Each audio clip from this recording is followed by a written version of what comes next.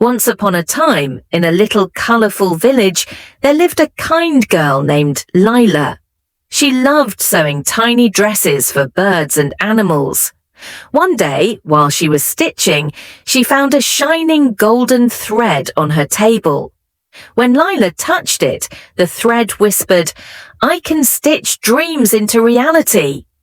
Excited, Lila began sewing with the magical thread.